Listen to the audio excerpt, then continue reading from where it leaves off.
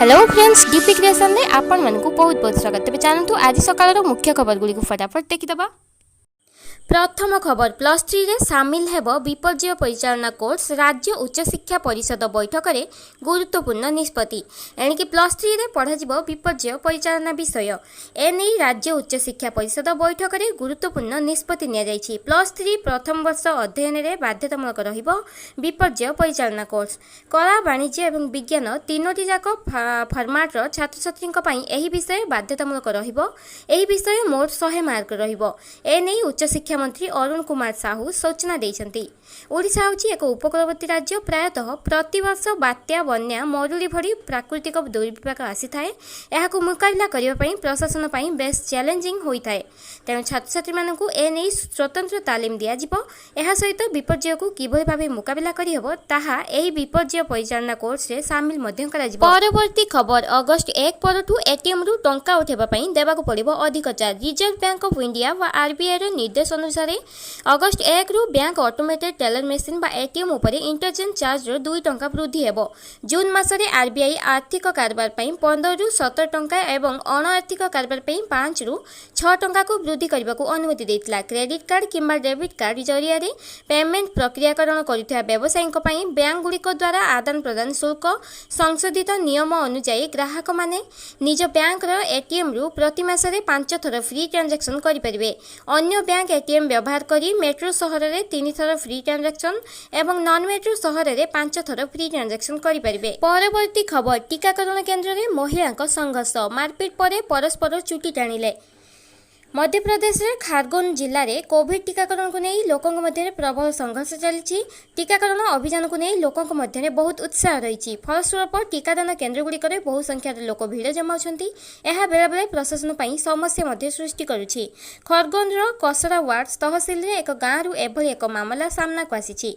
एठारे एक टीकाकरण केन्द्र में महिला माने परस्पर सह झगड़ा करने सह मारपीट करुथिबार जଣା पड़िछि। परवर्ती खबर, आज बाहर आईसीएससी 10म और आईएससी द्वादश रिजल्ट। कोरोना काल रे मध्य आज प्रकाश पाइबाकू जाउछि आईसीएससी 10म और आईएससी द्वादश रिजल्ट। आज अपराह्न 3टा बेले रिजल्ट प्रकाश पाइबार सूचना रही। तेबे चलित वर्ष आईसीएससी और आईएससी रे 3 लाख छात्र परीक्षा देथिले। परवर्ती खबर, 1 अगस्त रु लागू हेबो सैलरी, पेंशन और ईएमआई पेमेंट रो नुआ नियम। आरबीआई आनिला परिवर्तन। सैलरी, पेंशन और ईएमआई पेमेंट भरी जरूरी ट्रांजैक्शन पाई आपण को वर्किंग डेज को अपेक्षा करने को पड़ो नहीं। RBI national automated clearing house बा एनएससीएच रो नियम रे अनेक परिवर्तन करिछि। एही परिवर्तन 1 अगस्त 2021 रु लागू हेबो। अर्थात एबे आपनको निज सैलरी पाई बा पेंशन पाई शनिवार और रविवार बा वीकेंड सरीबा जाए अपेक्षा करने को पड़ोनी। एही सेवा आपनको सारा सप्ताह रे मागणा रे मिल पारिबो। परवर्ती खबर, कोरोना रे मृत 70 कर्मजीवी सांबादिकों को 15 लाख टंका लेखाएं अनुकंपामूलक सहायता। विगत दिन में कोरोना भाइरस संक्रमण में मृत राज्य में 17 जन कर्मजीवी सांबादिकों परिवार को राज्य सरकार को अनुकंपामूलक सहायता प्रदान करछन्ति। कर्मजीवी सांबादिकों परिवार को यही सहायता जोगाई देबा पई मुख्यमंत्री नवीन पट्टनायक 2,55 लाख टंका मंजूर करिसेंति।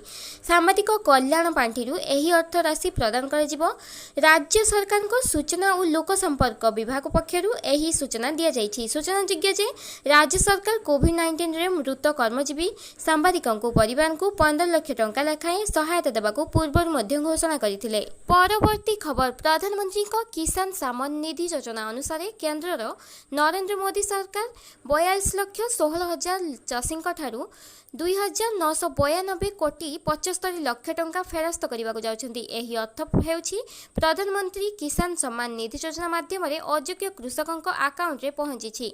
संसद में कृषि मंत्री नरेंद्र सिंह तोमर एही सूचना देइछन्ति। एथिरे सर्वाधिक पुनरुद्धार आसाम रु हेबा उचित, जेउठारे एही परिमाण 8,35,000 अयोग्य कृषि अकाउंट रे पहुंची।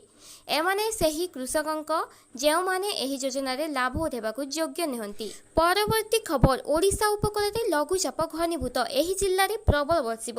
उत्तर पश्चिम बंगोपसागर और एहार संलग्न ओडिशा उपकूल में गुरुवार दिन सृष्टि होइतिबा लघुचाप घनीभूत हेबार लागिछि। ओडिशा पश्चिम उपकूल में लघुचाप घनीभूत होई वेलमार्क लो प्रेस रे परिणत होइछि। फल ओडिशा और पश्चिमबंग उपकूलवर्ती अंचल में अधिक वर्षा हेबार आशंका रही। तेज लघुचाप प्रभाव में बरगढ़, झारसुगुड़ा, सुंदरगढ़, केउंझर, मयूरभंज, नवरंगपुर वर्षा हेबार संभावना रही। सेहीपरि नुआपड़ा, बलांगीर और देवगढ़ में प्रबल वर्षा हेबार संभावना रही। एही अंचल में लघुचाप जनित वर्षा नहीं पाणीपाग केन्द्र पक्षर पूर्वानुमान कर जुलाई 28 तारिख बेलू बांग्लादेश एवं एहार संलग्न उत्तर बंगोपसागर में अन्य एक लघुचाप घनीभूत हेबार संभावना थिबा बेले यह उत्तर पश्चिम दिग आड़क गति करी पश्चिमबंग, झारखंड और बिहार आड़क मुह बोलाइब बोली कुहाଯାଇଛି। एहार प्रभाव अगस्ट 1 तारिख जाए रहिबो। एहार प्रभाव में जुलाई 28 तारिख अपराह्न जुलाई 30 तारिख पर्यंत ओडिशा रे बालेश्वर, मयूरभंज, केउंझर, सुंदरगढ़, देवगढ़, झारसुगुड़ा, संबलपुर, बरगढ़, अनुगुल और जाजपुर प्रभृति जिलागुड़िक मध्यमरू प्रबल धरणर वर्षा हेबार संभावना नहीं कुहाଯାଇଛି।